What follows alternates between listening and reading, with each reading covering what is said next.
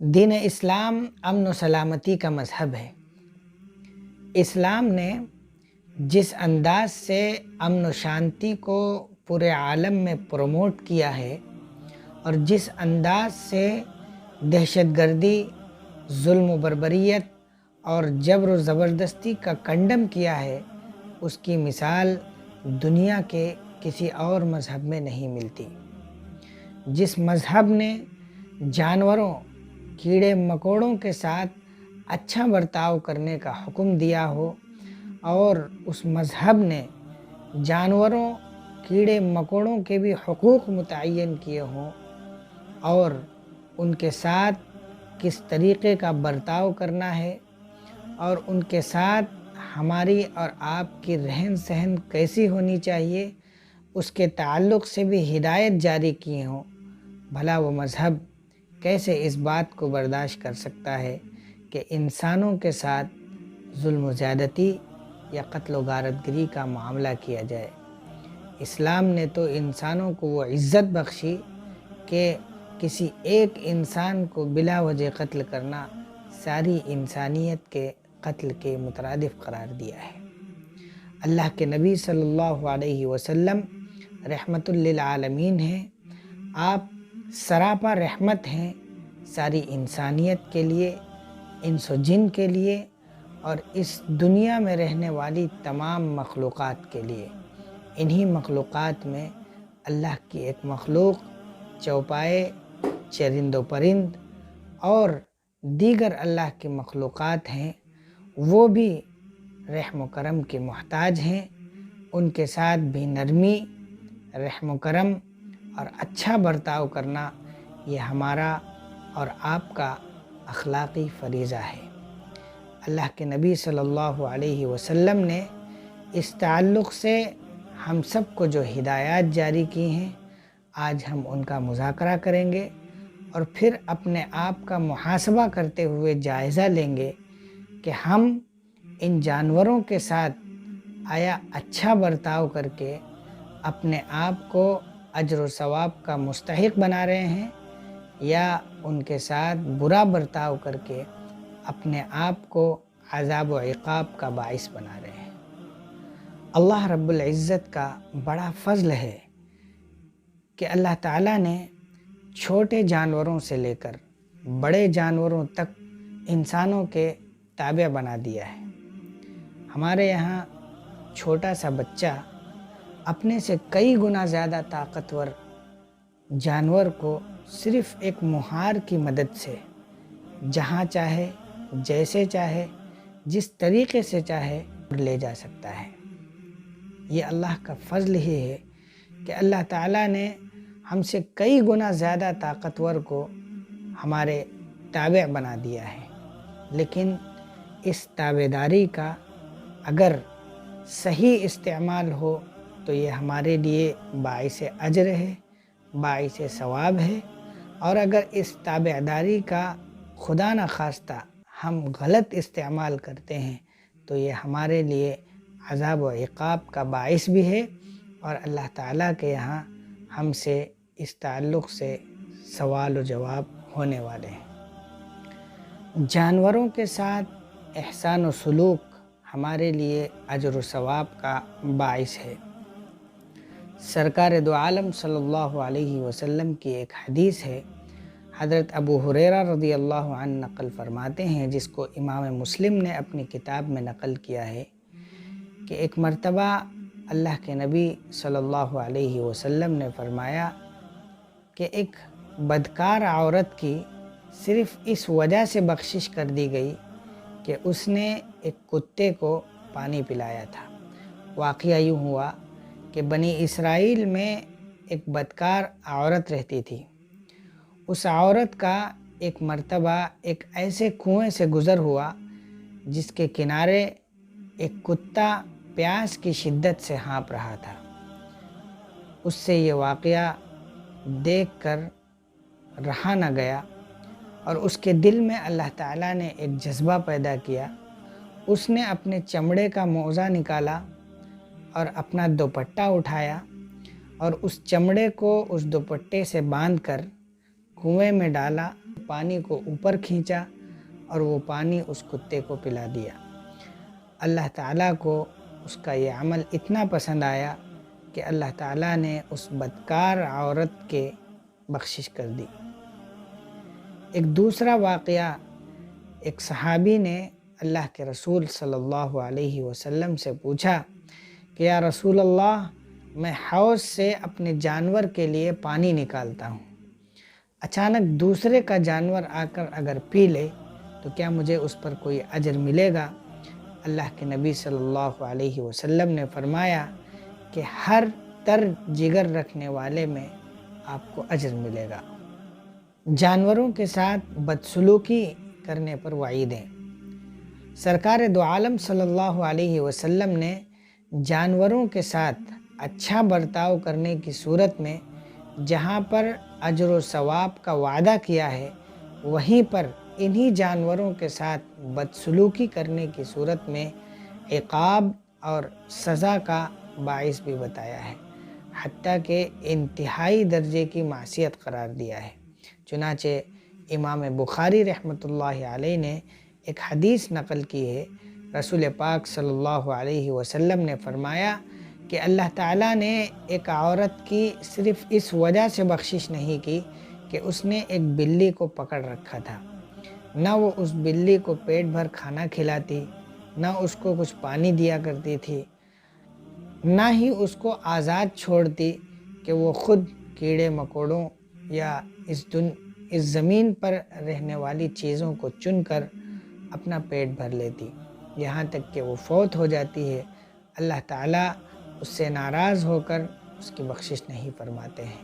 ایک دوسری روایت میں ہے، اللہ کے نبی صلی اللہ علیہ وسلم نے فرمایا کہ جانوروں کو ان کے چہروں پر مت مارو۔ ایک مرتبہ اللہ کے نبی صلی اللہ علیہ وسلم کے سامنے سے ایک گدھا گزرا جس کے چہرے کو داغا گیا تھا۔ اللہ کے نبی صلی اللہ علیہ وسلم نے دیکھ کر فرمایا کہ لعنت ہے اس کے مالک کے اوپر جس نے اس کے چہرے کو داغا ہے۔ ایک دوسری روایت جس کا مفہوم یہ ہے کہ اللہ کے نبی صلی اللہ علیہ وسلم نے جانوروں کے ساتھ برا برتاؤ کرنے والوں کے سلسلے میں یہ تک فرما دیا کہ ایسے لوگوں سے قصاص لیا جانا چاہیے۔ جانوروں کو آپس میں لڑانے یا ان کے ساتھ بلا کسی وجہ کے چھیڑخانی کرنے سے بھی اسلام نے منع فرمایا ہے۔ حضرت ابن عباس رضی اللہ عنہما کی روایت ہے، اللہ کے نبی صلی اللہ علیہ وسلم نے جانوروں کو آپس میں لڑانے سے منع فرمایا ہے۔ ایک دوسری روایت کے الفاظ ہیں جس کا واقعہ یہ ہے کہ ایک مرتبہ ایک صحابی نے چڑیا کے گھونسلے سے چڑیا کے کچھ بچوں کو پکڑ لیا اور وہ بچوں کو اپنے قبضے میں لے لیا۔ جب وہ جا رہے تھے وہ چڑیا اللہ کے نبی صلی اللہ علیہ وسلم کے پاس آئی، اس نے شکایت کی تو اللہ کے نبی صلی اللہ علیہ وسلم نے فرمایا کہ بھئی کس نے اس چڑیا کے بچوں کو پکڑا ہے؟ صحابی نے کہا یا رسول اللہ میں نے۔ اللہ کے نبی نے فرمایا کہ یہ چڑیا شکایت کر رہی ہے کہ میرے ساتھ ظلم و زیادتی کی گئی ہے، میرے بچوں کو مجھ سے جدا کیا گیا ہے، لہذا اللہ کے نبی نے ان چڑیا کے بچوں کو رخصت کرنے کا حکم جاری فرمایا۔ جانوروں کی سواری میں بھی حسن سلوکی کا خیال رہنا چاہیے۔ یہ جانور ہماری سواری ضرور ہیں، حمل و نقل کا ذریعہ بھی ہیں، اسی لیے اللہ نے قرآن میں فرمایا ہے لِتَرْكَبُوهَا وَزِينَةً، یعنی یہ سواری کا بھی ذریعہ ہیں اور تمہارے لیے زیب و زینت کا بھی ذریعہ ہیں۔ تم ان کو ان کے مقاصد میں استعمال تو کر سکتے ہو لیکن اس کے حدود متعین ہیں۔ اللہ کے نبی صلی اللہ علیہ وسلم کی ایک حدیث ہے جس میں اللہ کے نبی صلی اللہ علیہ وسلم نے صحابہ سے فرمایا کہ جب تم سرسبز و شاداب زمینوں پر سفر کرو یا پڑاؤ ڈالو تو اپنے اونٹوں کو ان کا حصہ بھی دیا کرو، یعنی جب تم آرام کر رہے ہو، رکے ہوئے ہو، وقفے سے ہو تو اپنے اونٹوں کو چرنے کے لیے آزاد چھوڑ دو تاکہ وہ بھی اپنا پیٹ بھر لیا کریں۔ ایک دوسری حدیث میں اللہ کے نبی صلی اللہ علیہ وسلم نے ایک جانور پر 3 لوگوں کو سوار ہونے سے منع فرمایا ہے۔ ایک تیسری حدیث میں اللہ کے نبی صلی اللہ علیہ وسلم نے صحابہ کو منع فرمایا ہے کہ وہ جانوروں پر ممبروں کے طرز میں کھڑے ہوں۔ ایک واقعہ ہے کہ صحابہ کرام رضوان اللہ علیہم اجمعین اللہ کے نبی صلی اللہ علیہ وسلم کے ساتھ کسی جگہ سفر پر جا رہے تھے۔